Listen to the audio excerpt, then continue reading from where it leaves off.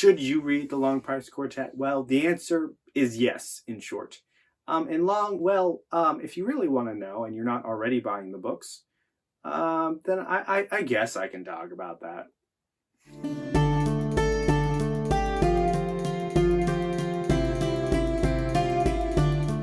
Hello, I'm Pete. This is the Ponderings of Pete. And I talk about sci-fi, I talk about fantasy, and all that other stuff. If you like this video and this is helpful, please like down below. If you wanted to buy the book, there's also links for that down below as well. I can find some links that'll take you to it. Other than that, I mean, fantasy, sci-fi, some nonfiction, yeah. Subscribe if you want to see more. Hit that bell notification if you want to get notified whenever I post a video. How about we talk about the answer to the question, why you should read The Long Price Quartet? So obviously we got to start out with what is The Long Price Quartet about, in my opinion, and without spoilers, because this will be a non-spoiler video because I'm trying to convince you to go read it. So obviously, if you've already read it, you probably agree with everything I have to say, but that's also being presumptuous. But not really, because it's an amazing series. So what is it about? Well, it takes place in a fantasy world, obviously, and it's about two different nations that have had strained relations in the past. One is the nation of Gaul, which is an imperialistic nation that has been slowly taking over other countries. And the other is the nation of the Quartet, which is a lot of tiny, more Asian-inspired city-states. Gaul has not yet invaded the Quartet. The reason is because the Quartet have an ace up their sleeve, which is the Gauls know about, obviously, even though it's not technically up their sleeve. But they have big sleeves, so they can hide a lot in there. Anyways, they have a specific brand of magic that is absolutely terrifying and could wipe the Gauls out. What that magic is, I will let you find out for yourself. But essentially, there is a tad bit of a Cold War standoff going on between the two, because the Quartet have no ambitions because of their city-states are always kind of very economically and politically motivated to stay within themselves. And then the Gauls can't invade because they would get wiped out. The reason the Quartet have no ambition outside of the Quartet is because the magic that they use is, while the individual city-states are ruled by the Kai, which are the kings of the city-states, the magic is actually not controlled by the Kai themselves. It is controlled by an extra governmental organization called the Poets. And the Poets are ruled by the Dai Kavo, and the Dai Kavo has a specific town that he lives in, and he sends out the Poets to the cities to be used by the Quartet, but only in ways that the Dai Kavo and the organization of Poets deems necessary, mostly the Dai Kavo. So there's a bit of a balance of power there. Thus, they're not used for more aggressive purposes, such as invading other nations, because the Dai Kavo keeps reign on that. So that's kind of like the political structure, which honestly is kind of useful to know going into the book. That's just background that slowly is built up. Some of the bigger reveals I didn't talk about because it's interesting to know. In this struggle, we have two men that start out knowing each other. We'll say that. Ota and Mati. And Ota and Mati are pretty much the main protagonists of this series. And it's really interesting because every book has a 15-year time jump. This series talks a lot about prices. It is called The Long Price Quartet for a reason. Daniel Abraham is an amazing author, and he knew exactly what he was doing when he was writing this. You see the effects of choices that were made in book 1 in books 3 and 4, which is the very end, and their consequences. You see good choices pay off in the end. You see bad choices pay off in the end. And by pay off, I mean just pay out, really.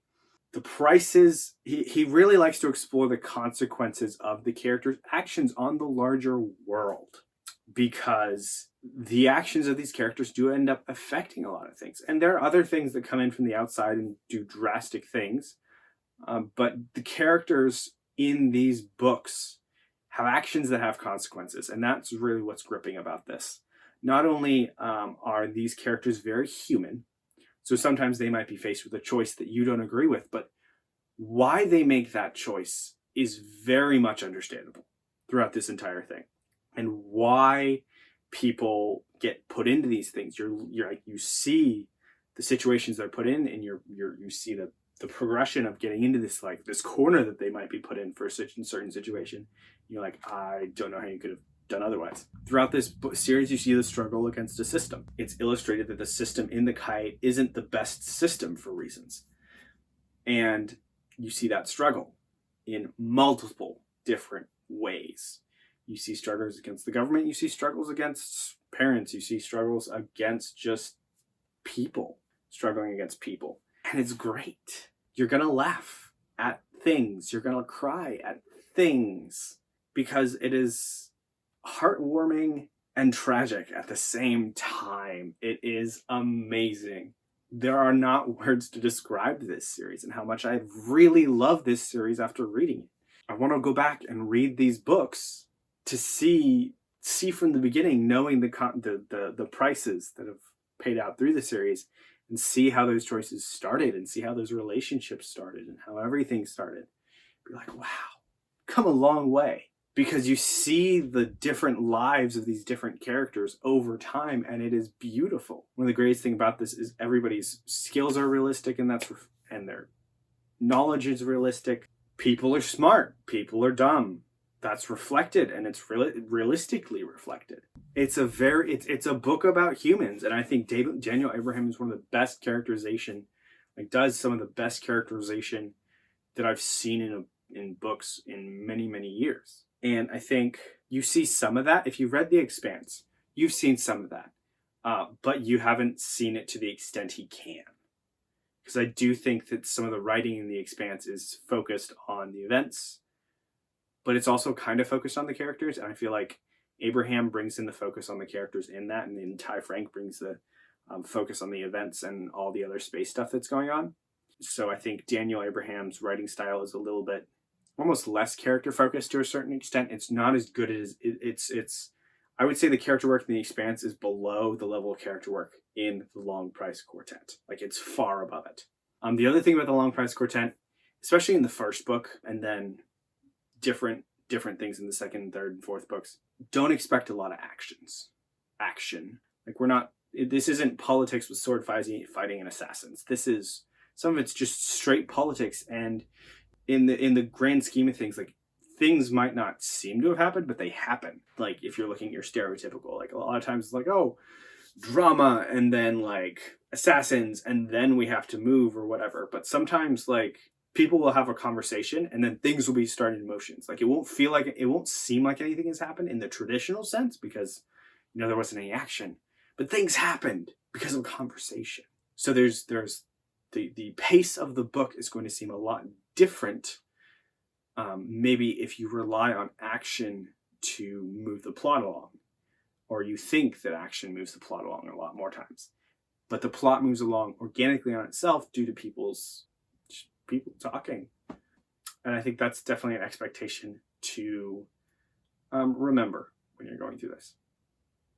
So, in conclusion, read the Long Price Quartet. If you have questions about what I just said, ask me. I'm more than willing to have you. If you didn't like the Long Price Quartet, please say why. I'd be very interested to hear. If you like this, hit the like button as normal. If you want to buy it, check it out below. I'm going to try to have links that are actually good, that will take you to places that have the book. And you could buy it as a bind-up, the full bind-up, which is probably pretty hard to find. You can buy it as 2 and 2 bind-ups, so you're going to have the first 2 books and then the second 2 books, each in 2 bind-ups. You can buy them singularly. They are going to be a little bit harder to find, but trust me, it is worth it to wait around and definitely put some alerts on some different sites that you can. It is worth it to buy this series and to read it. If you're on an ebook, then great. Probably going to be easier to find for you because you don't have a shortage issue, but if you're looking for it physically, there may be some shortages you have to deal with. If you want to blame somebody, blame Alan at the Library of Alexandria, because he's the one that started this bug and is commanding everybody to read it. So yeah, if you're going to read this, also let me know, because, I'm always curious about my skills. Like, am I doing this well? Anyways, get some rest, get some good rest, sleep well,